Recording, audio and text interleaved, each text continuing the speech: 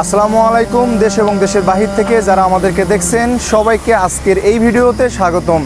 আমরা নতুন একটা মসজিদ নির্মাণ করতে যাচ্ছি এবং ইতিমধ্যে আমাদের যে চালের যে কাঠগুলো লাগবে এগুলো আমরা ইতিমধ্যে কিছুটা নিয়েছি এবং এই পাশে সবগুলোতে দেখাও, এই সাইডে যা আছে এখান থেকে সামনে পেছনে যা আছে এই কাঠগুলো সব আমাদের।